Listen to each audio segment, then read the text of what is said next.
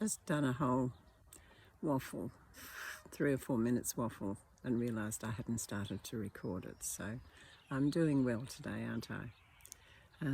It's lovely being out. I haven't walked very far today, but I thought something's better than nothing.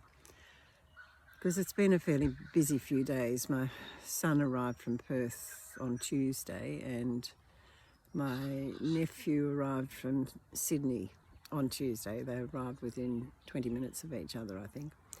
And they're a week apart, and they're both almost 60.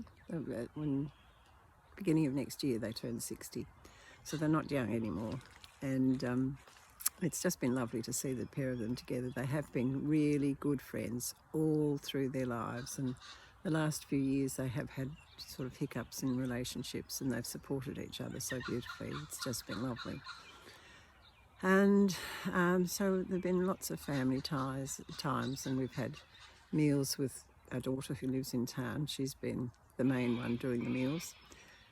But also we've come home to be quiet because we're not madly social, and we do like a bit of quiet, but I love having the boys around, men around. And I love the fact that they can come and go as they feel like it. And the fellow from Sydney, really, he's stayed with us before, and he knows that he can come and go and do whatever he wants, and it's just lovely. So first morning he was here, he actually walked for 17 k's and 20,000 steps, but he hasn't quite gone that fast since, but he's still, the walking is pretty high steps, I think. And day before yesterday, we had a school friend of theirs come for lunch, and we haven't seen him for probably 10 or 12 years. And he's just the loveliest fellow. He's 6'4". I think we all thought he'd never stop growing. And the three boys went through a fairly conservative school in Melbourne, boarding school in Melbourne, although they weren't boarders, they were all day boys. And the visiting friend, at the age of, I think, 42, decided he would be a teacher, and not Montessori, but the other one that's like it. And those kids are so lucky. He's got the kindest face. He's 6'4", quite grey, and just the kindest face you could ever imagine. And it's just lovely to see him as he is now, and not the mischievous little boy that he was all those years ago. Because they got into all sorts of strife, which was never anything serious, and never anything against the law, just mischievous, and made their fathers despair. But I think the mothers, well, I could certainly see the humour in it all, but I don't know that the other mother did. I'm not sure about that. So it's quite funny. I just hope you're all having a lovely Easter, and for those on your own, I hope you've got love in your heart that surrounds you and keeps you going. I think we all rather forget the message of Easter. It's all about Easter eggs and hot cross buns and catching up with family, because it's a good little break. But there's a lot more meaning into it. So I think as I've come off from my walk on my own, I've been thinking about that as well. We're so lucky here in Australia. We might have hiccups with governments and laws and things that we think are perhaps not quite right, but it's a pretty good place to be in the world at this moment.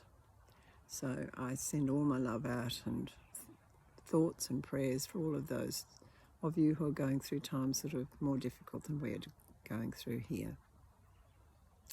And another thing I think about Easter time, or this sort of time, Christmas time, it's often a time when if there are family issues that come to the surface, and that's not very easy especially I think when you get old, and there are members of the family who are not happy with how things are. And I watch on and I see this happening, and it breaks my heart when I see it's so totally undeserved. But people go on and pick up their bundles and get going again. But there is a time for empathy and understanding, I think, and that's what everyone needs to have. and it's not always easy. Anyway, on that somber note, thinking of other people, I let you go and love you all. And as I say, I am being quite quiet with my writing over Easter. I've tried to write something this morning and it didn't flow and just wasn't quite the way I wanted it to be, so I gave up. And I thought, well, if I go for a walk, I will have a sit and meander with my words instead of having to write them down. So thank you for bearing with me. Thank you for listening to me. And love you all.